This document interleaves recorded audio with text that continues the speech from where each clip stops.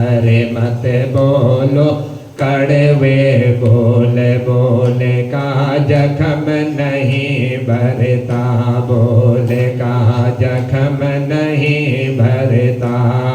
रावण बोला कड़वी वाणी, रावण बोला कड़वी वाणी, अपना कर गया कौन वहानी, अपने कर गया कौन वहानी। तीन लोक में बोल बाजा, तीन लोक में ढोल, बोल का जख्म नहीं भरता। मैं आपके मुखार बिंद से यह श्रवण करना चाहता हूँ। आज श्री कृष्ण भगवान युधिष्ठिर से कहते कि हे राजन, कि आज आपने यह बहुत ही उत्तम और श्रेष्ठ प्रश्न जो है पूछा हुआ है। ये जो आश्विन मास है, आश्विन मास के कृष्ण पक्ष की जो एकादशी होती है, सो हे राजन, इस एकादशी का नाम जो है इंद्रा है। यह इंद्रा नाम के एकादशी से विख्यात है।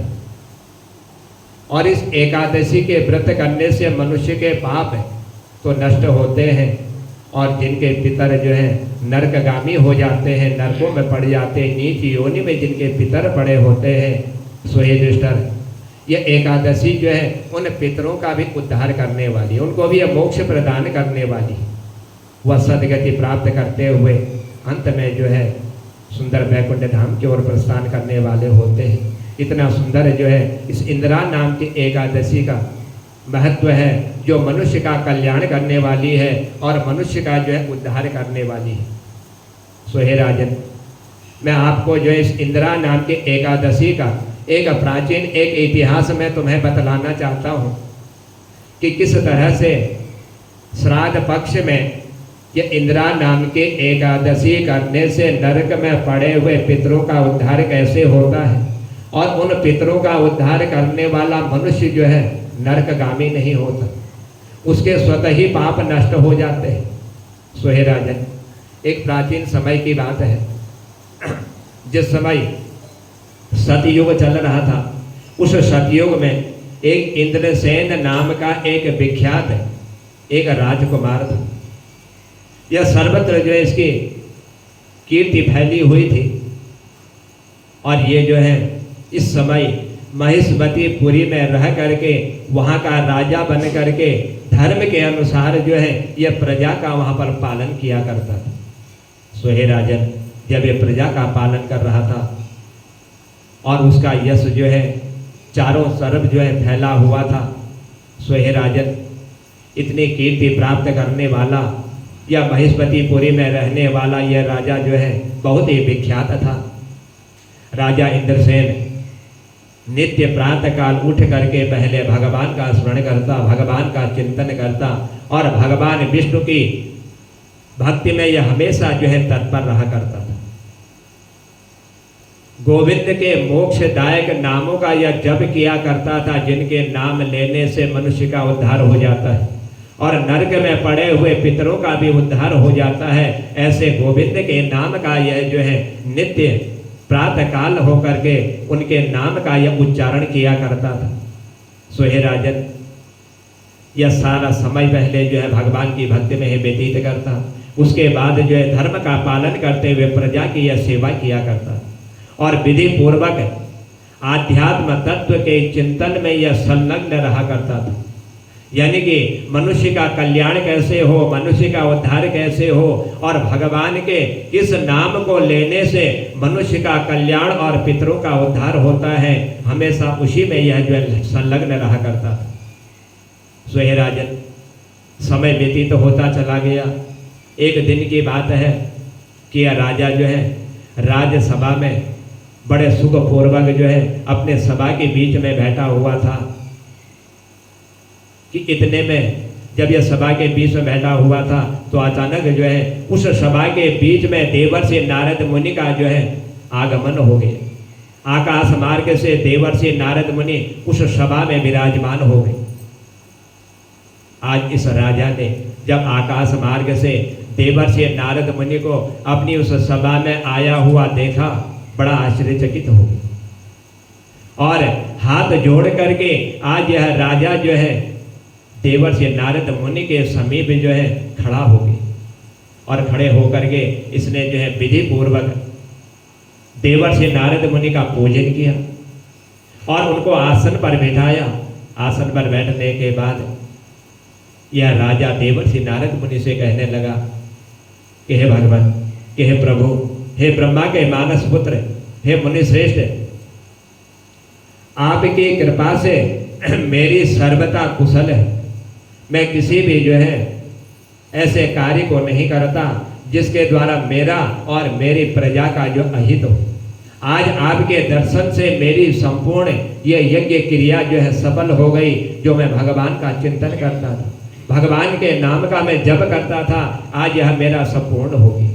सो हे देवर्षि, कृपया करके आप मुझे यह बतलाने की कृपा कीजिए कि आज का आपका जो है मेरे यहाँ पर आगमन का जो कारण है, यह कारण क्या है? किस कारणवश आप अचानक मेरे इस स्थान पर पहुँचे हुए हो? आप अपने आगमन का यह सारा मुझे जो है बतलाने की कृपा कीजिए कि आप यहाँ पर क्यों पधारे हुए हो। आज राजा की ऐसी वाणी सुन करके देवर्षि नारद मुनि कहने लगे कि हे राजा, मैं आपको जो है एक बात बतलाने के लिए ही आपके इस सभा के बीच में अचानक पधारा हुआ हूँ। यदि आप सुनना चाहते हो तो मैं आपको सुनाता हूँ, और यदि नहीं श्रवण करना चाहते हो तो मैं जिस मार्ग से आया हूँ वहीं से मैं फिर जो है वापस चला जाऊँ। और जो बात मैं तुम्हें बतलाने वाला हूँ कि हे राजन, वह बात तुम्हें जो है बड़े आश्चर्य में डालने वाले, बड़ी आश्चर्यचकित ये बात है। मैं ब्रह्मलोक में जब विराजमान था और वहां से जब मैं से यमलोक में पहुंचा था, वहां पर एक श्रेष्ठ आसन पर बैठा हुआ और यमराज ने मेरी जो है भक्ति पूर्वक पूजा करी, मुझे आया हुआ देख करके, और मुझे भी आसन दिया यमराज ने, और मेरी पूजा उसने प्रारंभ करी, अर्घ्य दिया, मेरे पैर धुलाए, मुझे तिलक कराया। सो हे राजन, उस समय यमराज की सभा में जब यमराज मेरा पूजन कर रहा था, एक बड़ी आश्चर्यचकित बात मैंने वहां पर देखी। मैंने उस सभा में आपके पिता को वहां पर देखा हुआ है, और उन्होंने किसी समय कोई व्रत किया होगा, उस व्रत को उन्होंने तोड़ दिया और व्रत पूरा नहीं हो पाया। उस व्रत के भंग होने का दोष उनको लगा हुआ था, और उसी दोष के कारण वो यमराज के सभा में विराजमान थे। सो हे राजन, उन्होंने तुमसे कहने के लिए एक संदेश मुझे दिया हुआ है, क्योंकि यमलोक में यम के पास जितने भी, चाहे वह पापी हो चाहे धर्मात्मा हो, जो भी वहां पर रहते हैं, उन सबको ये ज्ञान होता है कि देवर्षि नारद मुनि एक जगह पर स्थिर नहीं रह सकते, वह सर्वत्र जो है भ्रमण करते हैं। और यही जो है हमारा संदेश हमारे पितरों, हमारे पूर्वजों का, और हमारा संदेश जो है हमारे पुत्रों को, जो हमारे कुल में इस समय विराजमान है, उनको दे करके अवश्य आएंगे। इसीलिए उन्होंने तुम्हारे लिए संदेश भेजा हुआ है। यदि आप अपने पिता का संदेश श्रवण करना चाहते हैं तो सुनिए। आज राजा देवर्षि नारद मुनि की ऐसी वाणी को सुन करके कहने लगा कि हे देवर्षि, आप ब्रह्मा जी के मानस पुत्र हो, सो कृपया करके उस यमराज की सभा में मेरे पिता ने आपसे जो कुछ भी संदेश कहने के लिए मेरे पास भेजा हुआ है, कृपया करके वह संदेश आप मुझे बतलाइए। तब देवर्षि नारद मुनि कहने लगे कि हे राजन, तुम्हारे पिता ने कहा हुआ है कि हे पुत्र, मुझे इंदिरा के व्रत का पुण्य दान दे करके मुझे तुम स्वर्ग की ओर प्रस्थान कराओ। ये जो इंदिरा नाम की एकादशी श्राद्ध पक्ष में पड़ती है, यह पितरों का उद्धार करने वाली है, और जिन्होंने इस एकादशी का नियम पूर्वक जो है पालन कर लिया, उनके पितर जो है नरकगामी नहीं होते। नीच योनि में पड़े हुए, नरकों में पड़े हुए पितर भी जो है वह मोक्ष को प्राप्त करते, तो उनका उद्धार हो जाता है। सो हे राजन, उनका यही एक छोटा सा संदेश लेकर के मैं आपके पास पहुंचा हुआ। सो हे राजन, आपके पिता को स्वर्ग लोक की प्राप्ति कराने के लिए मैं आपको जो है ये इंदिरा नाम के एकादशी के व्रत को करने का आदेश देता हूँ। आप इस एक इंदिरा नाम के एकादशी का व्रत का उद्यापन कीजिए, व्रत को विधि पूर्वक कीजिए और गोविंद के उन नामों का स्मरण कीजिए जो मनुष्य को नीच योनि में पढ़ करके भी मोक्ष प्रदान करने वाले। आज नारद की ऐसी वाणी सुन करके राजा ने पूछा कि हे भगवान,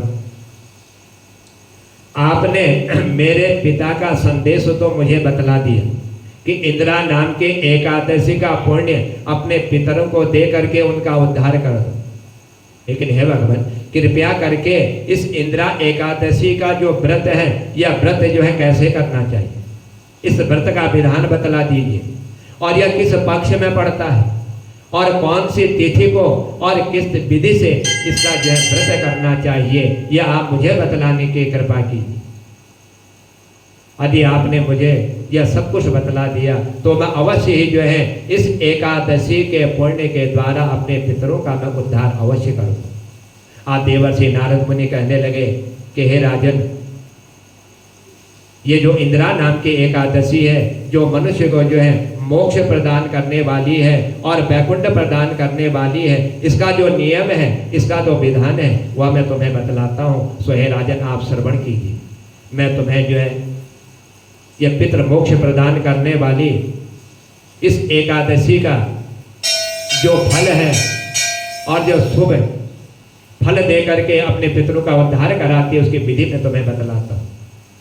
सो हे राजन, जिस समय सूर्य नारायण भगवान जो है कन्या राशि में प्रवेश करते हैं और कन्या राशि में प्रवेश करते हुए आश्विन का महीना जब प्रारंभ होता है, उस आश्विन के महीने में कृष्ण पक्ष को दशमी के दिन अपने नियम पूर्वक व्रत का वह धारण करें और श्रद्धा युक्त होकर के अपने हृदय को भगवान में समर्पित करते हुए प्रातः काल वह स्नान करें और फिर उसके बाद जो है मध्याह्न के समय फिर स्नान करें और एकाग्र चित्त हो जाए।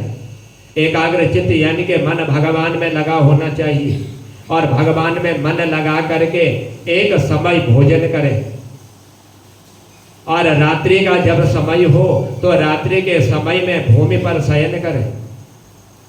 रात्रि के अंत में जब प्रभात समय होता है, ब्रह्म मुहूर्त का समय, उस ब्रह्म मुहूर्त के अंत समय में निर्मल प्रभात होने पर एकादशी के दिन जो है दांतों करके अपने मुंह को स्वच्छ करें।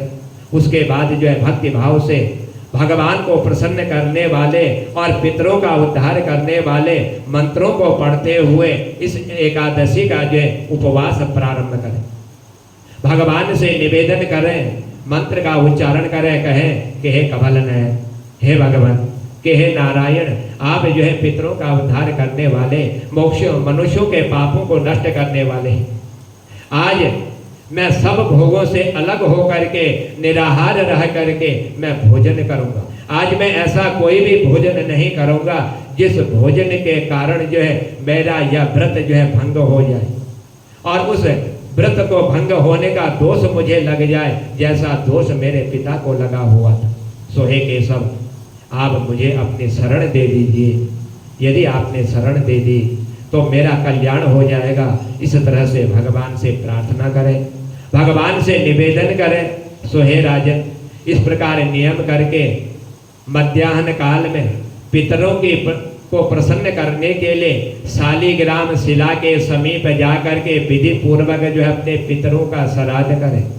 उसमें यमराज के जो नाम है उन यमराज के नामों का उच्चारण करते हुए अपने पितरों को जल प्रदान करें और दक्षिणा दे करके ब्राह्मणों का सत्कार करते हुए उनको भोजन करावे और पितरों को दिए हुए अन्न, जल और पिंड, ये सब जो है विद्वान पुरुष शास्त्रों के अनुसार बतलाते हैं कि इन सबको जो है बड़े प्रेम पूर्वक श्रद्धा भक्ति युक्त होकर के गाय को खिला देना चाहिए। अपने पितरों के उस अन्न को, उस पिंड को जो है ले जा करके फिर गाय को उसको जो है समर्पण कर दे, गाय को उसको खिला दे।